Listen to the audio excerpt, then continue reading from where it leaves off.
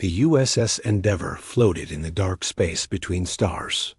Inside the ship, Commander Jake Morrison walked down the long hallway toward the main meeting room. His boots made soft sounds on the metal floor. Today was the most important day in human history. The first aliens had come to meet them. Jake stopped at the door and took a deep breath. Behind that door waited the Zephyrians. They were the first alien race humans had ever met. The meeting had been planned for months. Earth's best diplomats and scientists were on this ship. Everyone wanted to make a good first impression. Ambassador Lisa Carter stood near the big round table in the center of the room. She wore her best blue uniform and held a tablet with notes.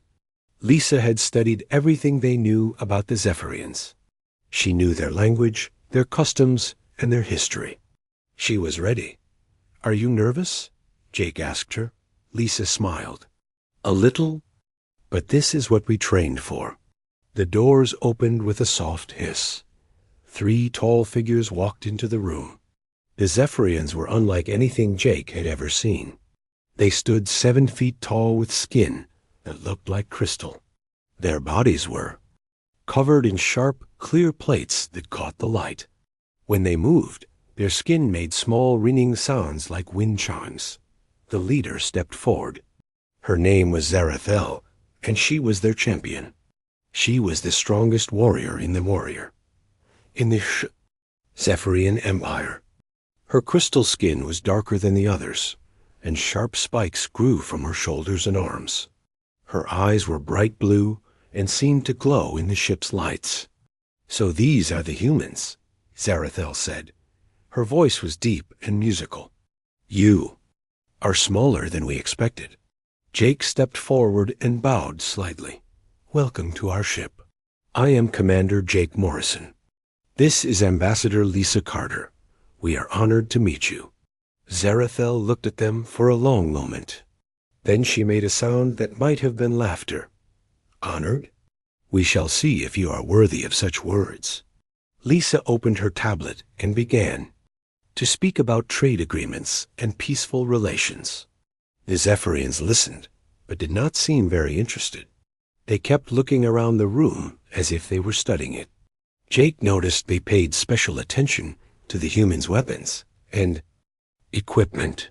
"Your technology is primitive," said one of the other Zephyrians. "Your ships are slow. Your weapons are weak. What can you offer the Empire?" "We offer friendship," Lisa said. "We offer to share knowledge and work together." Zarathel laughed again. This time it was not a pleasant sound. "Friendship? You think we need friends? We are the Zephyrian Empire. We have conquered 1,000 worlds. We have defeated every enemy who stood against us. What makes you think we need weak little humans as friends?" The room became very quiet. Jake felt his face get hot with anger, but he kept his voice calm. "We may be different, but we are not weak. Humans have survived many challenges. We have built great cities and traveled to the stars." "Survived?" Zarathel stood up. Her full height was impressive. The crystal spikes on her arms caught the light and looked very sharp. "Any creature can survive. Insects survive. Plants survive. But can you fight? Can you prove you are worthy of our respect?" Lisa looked at Jake. This was not going as they had planned. The meeting was supposed to be about trade and peace. Now it seemed like the Zephyrians wanted some kind of test. "What did you have in mind?" Jake asked. Zarathel smiled, showing teeth that were also made of crystal. "In our culture, we test new species with a challenge. It is an old tradition. One of our warriors fights one of yours. If you win, we will treat you as equals. If you lose ... double quotes. She did not finish the sentence, but her meaning was clear. "A fight?" Lisa said. "We came here to talk about peace." "Peace comes only to those who can defend themselves," Zarathel replied. "Choose your champion. I will face them myself." Jake looked around the room. Most of the humans present were diplomats and scientists. They were not fighters. The ship did have security officers, but they were not here right now. Jake was about to volunteer himself when he heard a small sound from the corner of the room. A man was working on a wall panel near the back of the room. He wore simple work clothes and had tools in his hands. Jake had almost forgotten he was there. The man was fixing something that had broken during the journey. His name was Danny Rodriguez, and he was part of the maintenance crew. Danny was not. Very tall, maybe 5 feet and 8 inches. He had dark hair and brown eyes. His hands were rough from years of work. He looked like any normal human you might meet on Earth. Nothing about him seemed special or dangerous. Zarathel noticed him too. She pointed at Danny with one crystal finger. What about him? Him? Jake was confused. He's just a maintenance worker. He fixes things on the ship. Perfect, Zarathel said. Her eyes seemed to sparkle with amusement. I will fight the maintenance worker. It will be ... educational. Danny looked up from his work. He had been listening to the conversation, but had not expected to be part of it. Me? Yes, you, Zarathel said. Unless you are afraid. Danny set down his tools and stood up. He was much smaller than the alien champion. He looked at Jake, then at Lisa, then back at Zarathel. I guess I can do that. The other Zephyrians made sounds of approval. They seemed to think this was very funny. A maintenance worker fighting their greatest champion? It would be over in seconds. Excellent, Zarathel said. We will meet in 1 hour. Prepare yourself, little human. Try not to die too quickly. As the Zephyrians left the room, Jake turned to Danny. You don't have to do this. I can fight instead. Danny shook his head. It's okay, Commander. I've been in fights before. Lisa looked worried. Danny, she's their champion. She's probably killed dozens of warriors. Danny picked up his tools and put them in his toolbox. Maybe, but I'm just a maintenance worker from Texas. What's the worst that could happen? Jake was not sure if Danny was brave or just didn't understand how dangerous this was. Either way, humanity's first contact with aliens had just begun. A fight to the death. And their champion was a quiet man who fixed broken things for a living. The cargo bay of the USS Endeavour had been turned into a fighting arena. Crew members moved boxes and equipment to clear a large space in the center. The metal floor was polished and clean.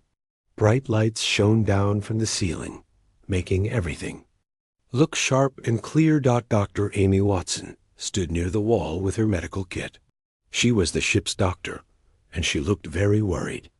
This is crazy, she said to Chief Engineer Pete Collins. That alien is going to kill Danny. Pete nodded. He had worked with Danny for 2 years. Danny was a good worker and a nice man, but he was not a fighter. Maybe we should stop this. Too late for that, Commander Jake Morrison said as he walked over to them. The Zephyrians have already told their ship about the challenge. If we back out now, they'll think we're cowards. More people came into the cargo bay. Scientists, officers, and crew members all wanted to see what would happen. They stood around the edges of the room, talking in quiet voices. Everyone seemed nervous. Ambassador Lisa Carter paced back and forth. She kept checking her tablet and making notes. This isn't how first contact is supposed to go, she said. We're supposed to be talking about trade and cooperation, not fighting. The Zephyrians have different ideas, Jake replied. For them, strength comes first. Everything else comes after. The doors opened, and the Zephyrians entered. There were more of them now. Word had spread to their ship, and other aliens had come to watch.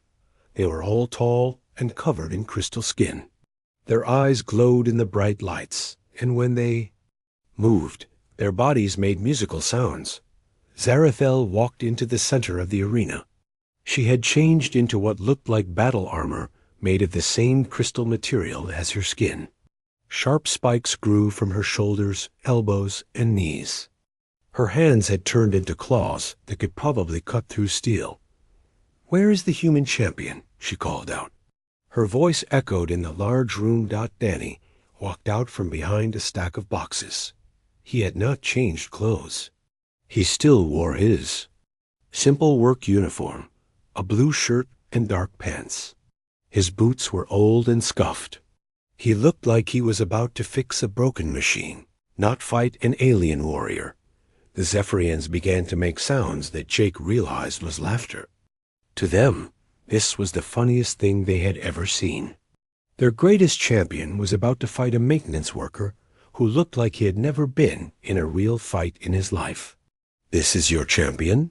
Aziraphale asked. She seemed amused. "Are you sure you do not want to choose someone else? Perhaps someone who at least carries a weapon?" Danny walked to the center of the arena. "I don't need a weapon." This made the Zephyrians laugh even harder. One of them said something in their own language, and the others made approving sounds. "What did he say?" Lisa asked quietly. Jake had been studying their language. "He said Danny looks like he would break if you pushed him too hard." Aziraphale raised her arms above her head. The crystal spikes on her body began to glow with a soft blue light. "Let me show you what real strength looks like." She walked over to a steel support beam that was part of the ship's structure. The beam was as thick as a man's leg and made of the strongest metal humans could make. Aziraphale grabbed it with both hands. Her crystal claws dug into the steel like it was soft clay. She squeezed, and the metal began to bend. The beam twisted and folded like it was made of paper. With a final grunt, she crushed it completely. Pieces of twisted metal fell to the floor, but the humans in the room were silent. They had never seen anything like it. The Zephyrians cheered and made more musical sounds of approval. "That beam could support the weight of a small building," Pete whispered. She crushed it like it was nothing. Aziraphale turned to face Danny. "Your turn, little human. Show me what you can do." Danny looked at the twisted metal on the floor. He walked over to it and picked up a piece. It was about the size of his hand and still warm from being crushed. He examined it carefully, like he was trying to figure out how it had been made. "Interesting," he said. "Good grip strength?" "Grip strength?" Aziraphale laughed. "I just showed you the power of the Zephyrian Empire. I could crush your entire body as easily as I crushed that beam." Danny set the metal piece down and looked at her. "Maybe, but strength isn't everything. What else is there?" Aziraphale asked. "Speed?" "I am faster than any human." "Skill?" "I have trained in combat for 50 years. "Intelligence?" "My people have conquered the galaxy while you still play in the dirt of one small world." "You're probably right about all of that," Danny said. He did not sound upset or worried. He sounded like he was having a normal conversation about the weather. This seemed to annoy Aziraphale. She had expected fear or anger, not calm acceptance. "Then why do you stand against me?" "Because someone has to," Danny replied. "And I was the one you picked." Dr. Watson stepped forward. "I need to check both fighters for injuries before we start. It's required for any combat on this ship." "I do not need your primitive medicine," Aziraphale said. "It's not optional," Jake said firmly. "Ship's rules." Dr. Watson quickly examined Aziraphale. The alien's body was like a living weapon. Every part of her was designed for fighting and killing. Her crystal skin was harder than any armor humans had ever made. Her claws could cut through almost anything. Her muscles were dense and powerful. Then she checked Danny. He was completely normal by human standards. His heart rate was steady. His breathing was calm. He did not seem nervous at all. "Danny," Dr. Watson said quietly, "you don't have to do this. Say the word, and I'll declare you medically unfit to fight." Danny smiled. "Thanks, Doc, but I'm fine." Are you sure? She's not human. She's built for killing. I noticed, Danny said. But I've seen scary things before. The Zephyrians were getting impatient. They wanted to see their champion destroy the weak human. Some of them had started placing bets on how long Danny would last. Most thought he would be dead in less than 10 seconds. Enough talk, Zarathel said. Let us begin. She moved to one end of the arena. Her body began to glow brighter. The crystal spikes on her arms grew longer and sharper. She looked like a living weapon ready to strike. Danny walked to the other end. He rolled his shoulders and stretched his arms. To everyone watching, he looked like he was getting ready to start another day of work. The rules are simple, Jake announced. The fight continues until one fighter cannot continue or surrenders. Dr. Watson will stop the fight if someone is in danger of dying. There will be no surrendering, Zarathel said, and no stopping. This is a fight to prove worthiness. Only the strong deserve to live. Danny nodded. Okay, Lisa looked at Jake. This is insane. We're about to watch Danny die. Maybe, Jake said. But he volunteered. And if we stop it now, the Zephyrians will never respect us. Dr. Watson had her medical equipment ready. She expected to be very busy very soon. The two fighters faced each other across the arena. Zarathel looked like a crystal demon from another world. Danny looked like a man who had gotten lost on his way to fix a broken air conditioner. Begin! Jake shouted. Zarathel smiled, showing her crystal teeth. This was going to be easy. The moment Jake shouted, "Begin," the arena became silent. Everyone held their breath. The Zephyrians leaned forward, expecting to see their champion destroy the human in seconds. The humans watched in horror, sure they were about to see Danny die. Zarathel moved first. She was incredibly fast. Her crystal body blurred as she shot across the arena like a bullet. Her right arm extended, transforming into a razor-sharp spear of living crystal. The spear was aimed directly at Danny's heart. Danny stood perfectly still. He did not move his feet. He did not try to dodge or run away. He simply watched Zarathel approach. His face showed no fear, no anger, no excitement. He looked like he was watching something mildly interesting happen in the distance. The Zephyrians cheered. Their champion was about to win in the most spectacular way possible. Some of them were already celebrating. But then something strange happened. As Zarathel's crystal spear came within inches of Danny's chest, he moved. It was such a small movement that many people missed it. He simply shifted his weight slightly and raised his right hand. The movement was so casual, so relaxed, that it looked like he was reaching out to shake hands with someone.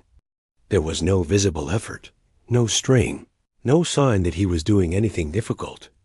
Danny's hand met Zarathel's crystal spear. For a split second, nothing happened. The alien champion's momentum carried her forward. Her spear pressed against Danny's palm. The two forces met in the center of the arena. Then came the sound. It started as a small crack, like ice breaking on a cold day. Then it became louder. The crack became a snap. The snap became a crash. The crash became an explosion of sound that filled the entire cargo bay. Zarathel's crystal spear shattered. Not just the tip, not just part of it. The entire length of her transformed arm broke apart like glass hitting concrete. Crystal fragments flew in all directions, sparkling in the bright lights. The pieces scattered across the metal floor with the sound of 1,000 wind chimes falling. Zarathel screamed. It was a sound unlike anything the humans had ever heard. Pain, shock, and disbelief mixed together in a cry that echoed off the walls. She stumbled backward, holding the stump of her right arm. Where her crystal spear had been, there was now nothing but a jagged, broken edge. Danny lowered his hand. His palm was unmarked. There was no blood, No cuts, no sign that he had just destroyed what should have been an unbreakable weapon. He looked at his hand for a moment, then at Zarathel. "You okay?" he asked. The arena was completely silent. Nobody moved. Nobody spoke. The Zephyrians stared at their champion with wide, glowing eyes. The humans stared at Danny with the same expression. Dr. Watson was the first to react. She ran toward Zarathel with her medical kit. "Don't move. Let me look at that." But Zarathel was not listening. She was staring at Danny with a mixture of shock and fear. "Impossible," she whispered. "How did you dot? What are you?" Danny shrugged. "I'm a maintenance worker." "No," Zarathel said. She was breathing hard, trying to deal with the pain and confusion. "No maintenance worker could do that. My arm is made of the strongest crystal in the galaxy. It can cut through starship hulls. It can slice through solid rock. Nothing should be able to break it." "Well," Danny said, "I guess everything breaks if you hit it wrong." Commander Jake Morrison stepped forward. His mouth was open, but no words came out. He had seen the whole thing, but he still could not believe it. "Danny, how did you do that?" "Do what?" Danny asked. "You just her arm. It broke." Danny looked at the crystal fragments on the floor. "Yeah, I noticed." Chief Engineer Pete Collins was examining the broken crystal pieces. "This is impossible. This material is harder than anything we've ever seen. Our best weapons can't even scratch it." "Maybe your weapons hit it wrong," Danny suggested. Ambassador Lisa Carter was frantically typing on her tablet. "The Zephyrians will think we have some kind of secret weapon. They'll want to know how we did it." "I don't have a secret weapon," Danny said. "I just caught her arm." "You caught her arm and it exploded," Dr. Watson called out while she worked on Zarathel. "That's not normal." Danny walked over to where the largest piece of crystal had fallen. He picked it up and examined it. The crystal was beautiful, with internal structures that caught and reflected light in complex patterns. "Nice work," he said. "Must have taken a lot of energy to grow this." "It takes 50 years to develop a crystal arm," one of the other Zephyrians said. His voice was filled with awe. 50 years of training, meditation, and painful transformation. She is was the strongest of our kind. Was? Zarathel struggled to sit up. "I am still strong. This was just... I was not prepared for whatever you did to me." Danny looked at her with something that might have been sympathy. "I didn't do anything to you. You ran into my hand. Your hand should have been crushed. You should be dead." "But I'm not," Danny pointed out. Dr. Watson finished her examination of Zarathel's injured arm. "The break is clean. With proper treatment, it should heal. But it will take time to regenerate the crystal structure." "Regenerate?" Danny asked. "So it'll grow back?" "Eventually," Dr. Watson said, "but it will never be as strong as it was." Zarathel made a sound of despair. "I am ruined. I am no longer fit to be a champion." "Hey," Danny said gently. "Accidents happen. I've broken plenty of things in my time. Most of them can be fixed." "You do not understand," Zarathel said. "I have brought shame to my people. I have failed in the most humiliating way possible." The other Zephyrians were talking among themselves in their musical language. Their voices were agitated and confused. They kept looking at Danny and then at their broken champion. "What are they saying?" Jake asked. Lisa was using her translator. "They're trying to figure out what happened. They think Danny might be some kind of secret weapon or enhanced soldier." "I'm not enhanced," Danny said. "I'm just regular."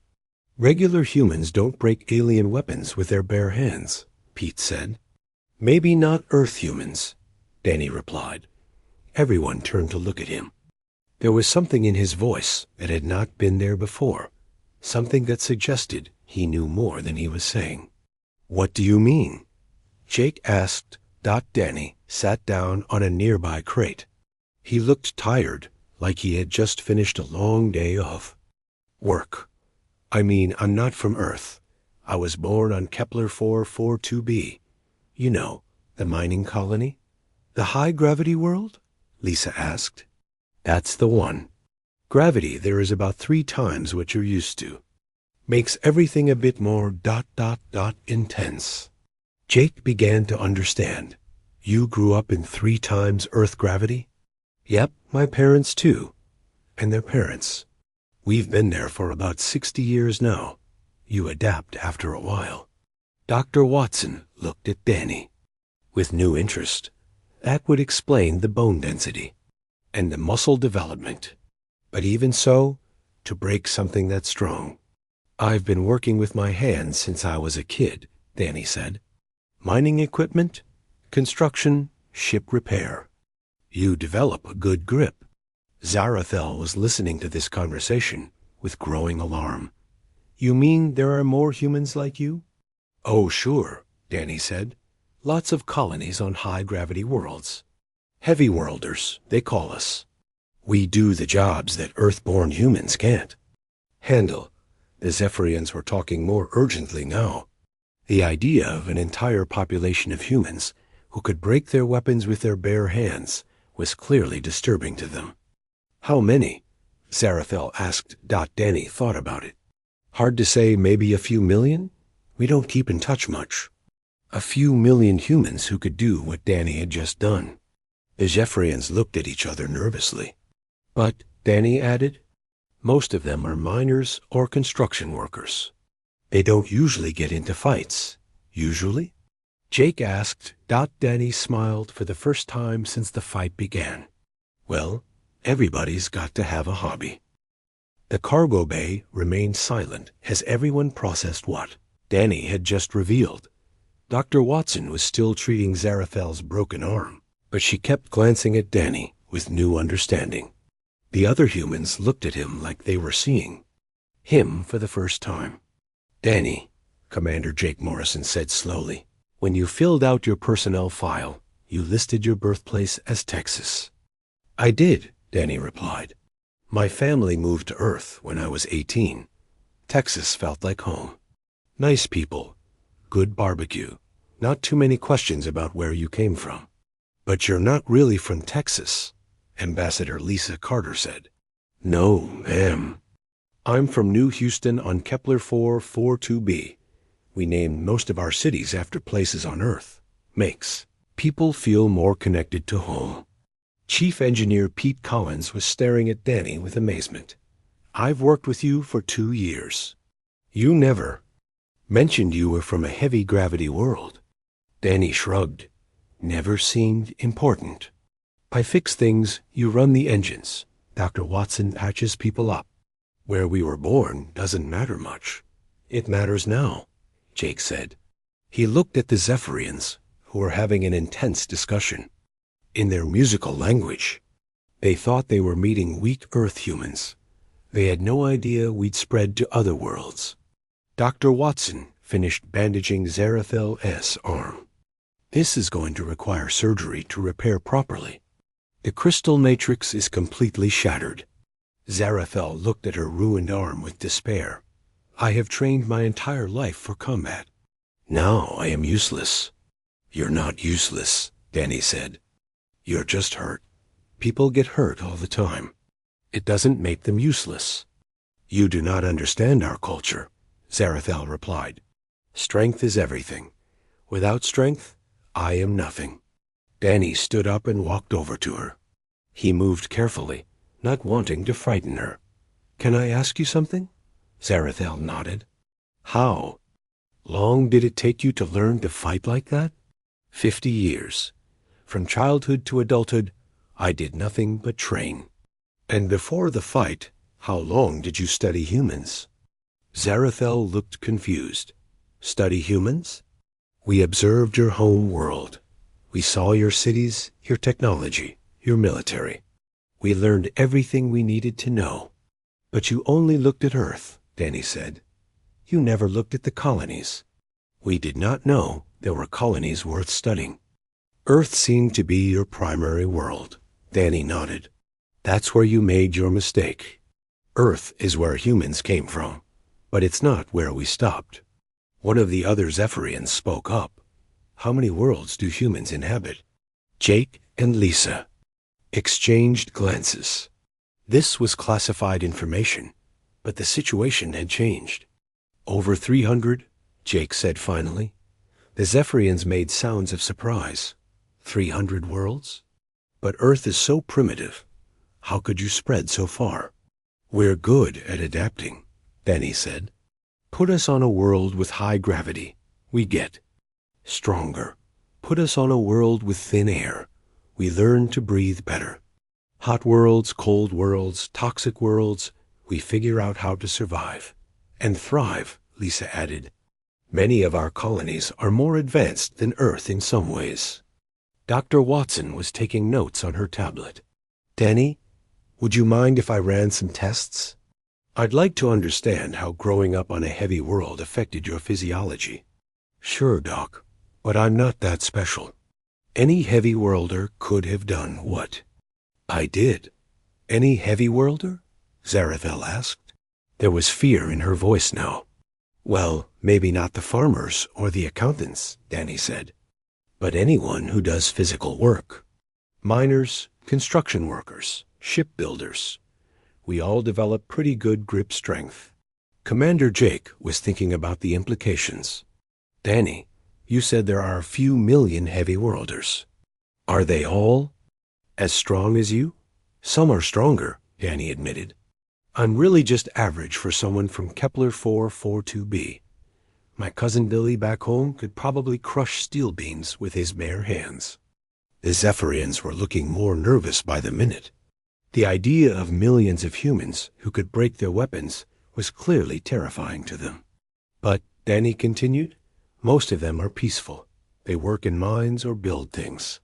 They don't go looking for fights. Most of them? Zarathiel asked. Danny's expression became more serious. Well, some of the colonies have had problems. Pirates, hostile aliens, dangerous wildlife. Sometimes you need people who can handle trouble. What kind of trouble? Lisa asked.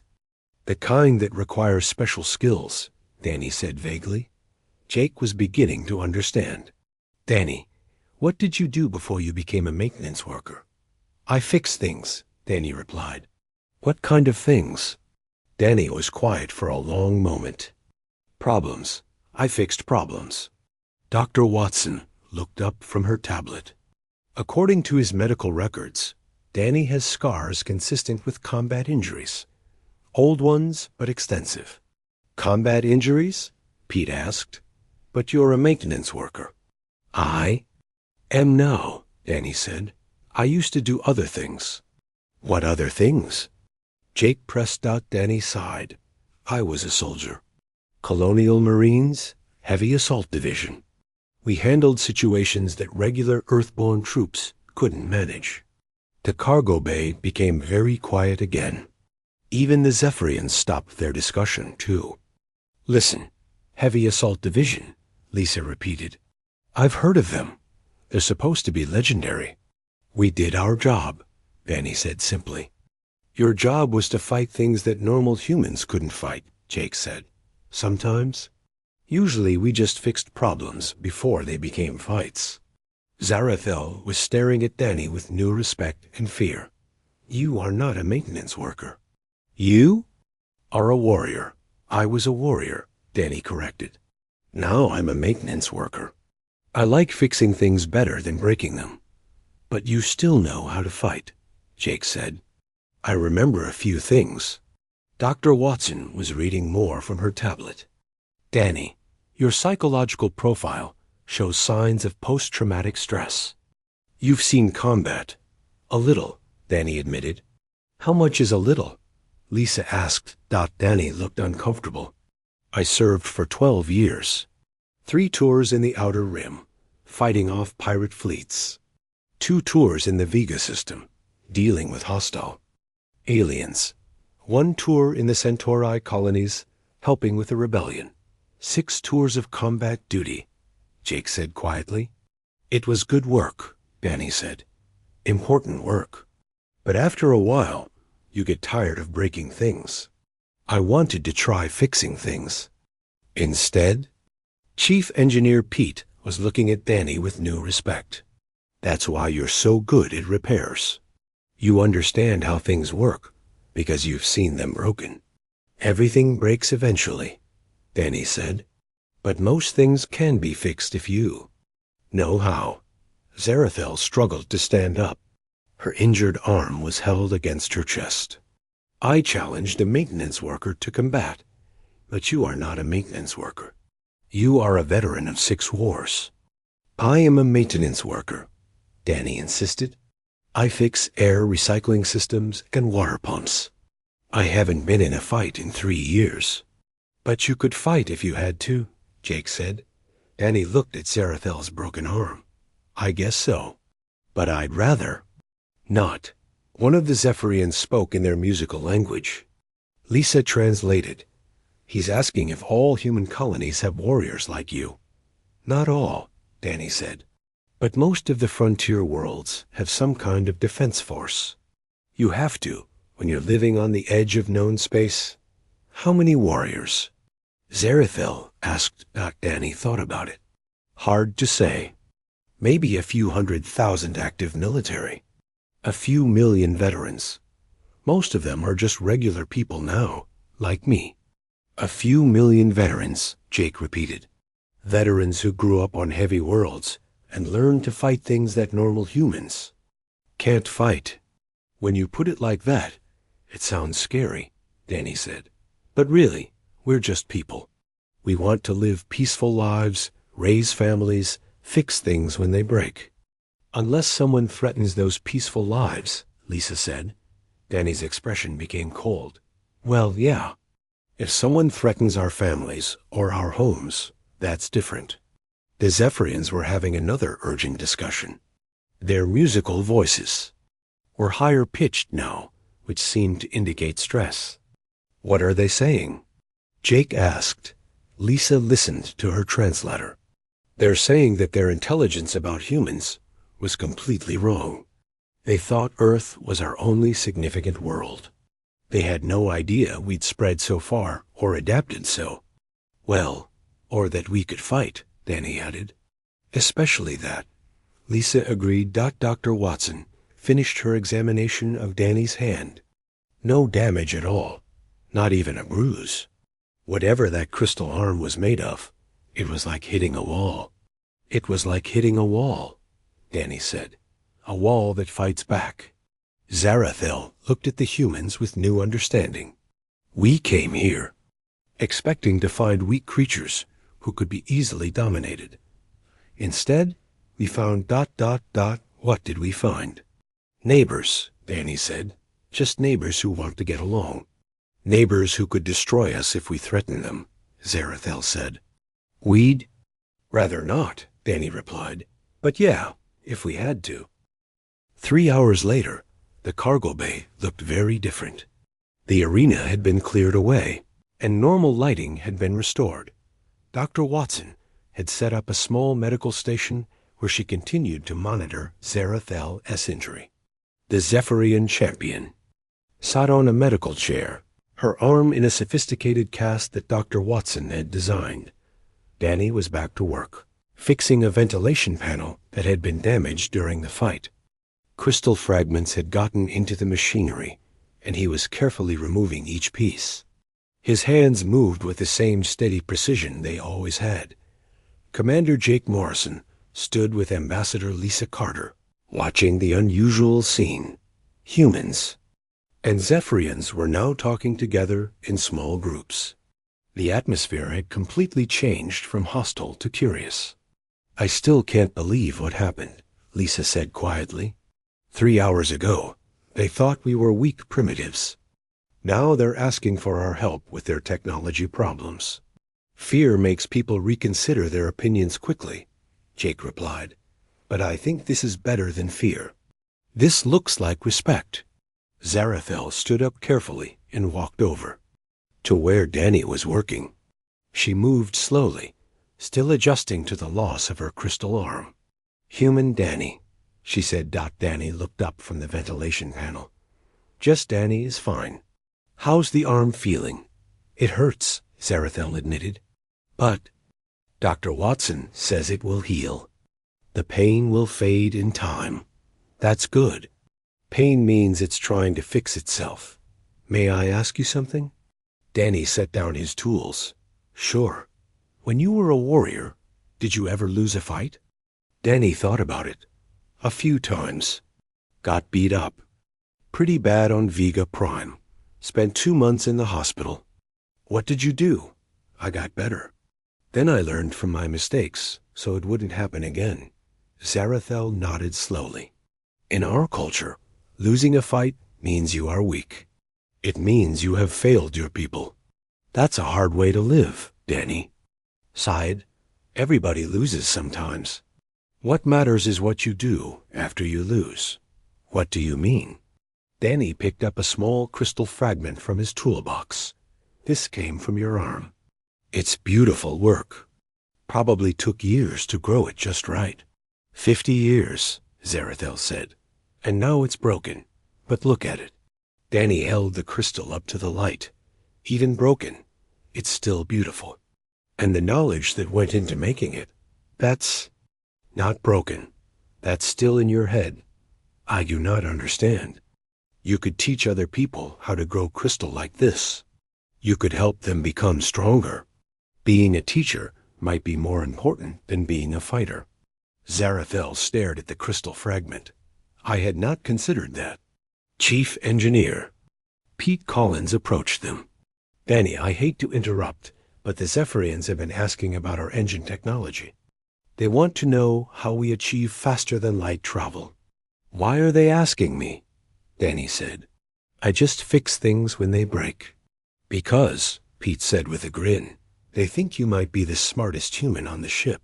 That's ridiculous." "Is it? You just defeated their greatest warrior without breaking a sweat. You've served in 6 military campaigns. You understand technology well enough to fix anything on this ship. From their perspective, you're either incredibly lucky or incredibly capable." Zarathel nodded. "We have been discussing this among ourselves. We believe you may be what humans call a Renaissance man, someone skilled in many areas." "I'm a maintenance worker," Danny protested. "You are a maintenance worker who knows how to fight, how to fix complex machinery, and how to remain calm under pressure," Zarathel said. "In our culture, such a person would be considered very valuable." Dr. Watson walked over with her medical tablet. "Danny, I've been analyzing the readings from when you broke Zarathel's arm. The force involved was incredible, but you didn't show any signs of strain. It wasn't that hard," Annie said. "For you, maybe. But a normal Earth-born human would have broken every bone in their hand attempting something like that." Ambassador Lisa joined the conversation. "Danny, the Zephyrians want to propose a formal alliance with humanity. They're particularly interested in establishing cultural exchanges with the heavy world colonies." "Why?" "Because they realize they completely underestimated us," Lisa said. "They thought Earth was all there was to humanity. Now they know we've spread across hundreds of worlds, adapting and growing stronger. They want to learn from us instead of conquering us." "That's probably smart," Danny said. Zarathel made a sound that might have been laughter. "Yes, it is very smart. We came here expecting to add another weak species to our empire. Instead, we found neighbors who could probably conquer us if they chose to." "We wouldn't choose to," Danny said firmly. "Conquest is messy and expensive. It's much easier to just get along." "But you could if you had to," Zarathel said. Danny looked at her seriously. "If someone threatened our families, our homes, our way of life, yeah, we could. But we'd much rather be friends." One of the other Zephyrians approached. Through Lisa's translator, he said, We would like to invite human Danny to visit our homeworld as an honored guest. We want our people to meet the maintenance worker who taught our champion humility. I'm not sure that's a good idea, Danny said. I'm really not that important. You are more important than you realize, Zarathel said. You have changed how my people think about humans. Before today, we saw you as potential subjects to be conquered. Now we see you as potential allies to be respected. Commander Jake stepped forward. Danny, if you're willing, this could be a tremendous opportunity for human-Zephyrian relations. What would I have to do? Just be yourself, Lisa said. Show them that humans are reasonable people who want peaceful cooperation. And maybe fix a few things while you're there, Pete added. I bet they have technology problems, too. Danny looked around at all the faces watching him. Humans and Zephyrians alike seemed to be waiting for his answer. I don't know. I like my job here on the Endeavor. The ship will still be here when you get back, Jake said. And think of all the new technology you'll get to see. Different machines to learn about and fix. Danny's eyes lit up slightly. Different machines? Completely different, Zarathel said. Crystal-based technology that grows instead of being built. Organic computers that think with living tissue. Weapons that sing as they work. Weapons that sing? Everything we make is designed to be beautiful as well as functional. Our entire civilization is built on the principle that form and function should work together in harmony. Danny was clearly interested now. That sounds complicated. I bet things break down pretty often. More often than we would like to admit, Zarathel said. And you probably need people who understand how to fix them. We do, but our repair specialists are trained only to work with specific types of equipment. We have never had someone who understands the basic principles well enough to fix anything. Danny looked at his toolbox and at the crystal fragment he was still holding. I suppose I could take a look. Maybe help out for a little while. Excellent, Lisa said. This is exactly the kind of cultural exchange that will build lasting peace between our peoples. Dr. Watson checked her tablet. I'll need to prepare some medical protocols for travel to their homeworld. Different atmosphere, different gravity, different bacteria. How different? Danny asked. 0.8 Earth gravity, Zarathel said. You will feel very light and strong. Lighter than I am now? Danny grinned. That might be fun. For you, perhaps, Zarathel said. For any Zephyrian who challenges you to combat, it will be terrifying. I'm not planning to fight anyone. Danny said. Good. My people need to learn that strength comes in many forms. Perhaps you can teach them what you have taught me. What's that? That being defeated does not make you weak. It makes you wiser. Danny finished putting his tools away and stood up. When do we leave? Tomorrow, if you're ready, Lisa said. The Zephyrian ship will take you to their homeworld. It's only a 3-day journey. 3 days? Danny looked surprised. But they came from outside our solar system. Our ships are faster than yours, Zarathel explained. Another technology we can share, now that we are allies instead of conquerors. Commander Jake smiled. Danny, 3 months ago you were just a maintenance worker fixing air recycling systems. Now you're about to become humanity's first ambassador to an alien empire. I'm still just a maintenance worker, Danny insisted. I just fix things when they break. Yes, Zarathel said quietly. And today, you fixed the relationship between our peoples. As the humans and Zephyrians continued to talk and plan, word was already spreading throughout the galaxy. The Zephyrian Empire was sending messages to other alien civilizations, warning them about humanity. But the warnings were not what anyone expected. The messages said, "We have encountered a species called humans. They appear weak, but this is deception. They have spread across hundreds of worlds and adapted to conditions that would kill most species. They are reasonable and prefer peace, but they are capable of great violence if threatened. We recommend treating them with respect and offering friendship rather than conquest. We learned this lesson when our greatest champion challenged what appeared to be an ordinary maintenance worker. He laughed and pointed at our champion's broken arm before she had even moved her feet. Do not underestimate the humans. They are more dangerous than they appear, and more valuable as friends than as enemies. Back on the USS Endeavour, Danny Rodriguez packed his few belongings into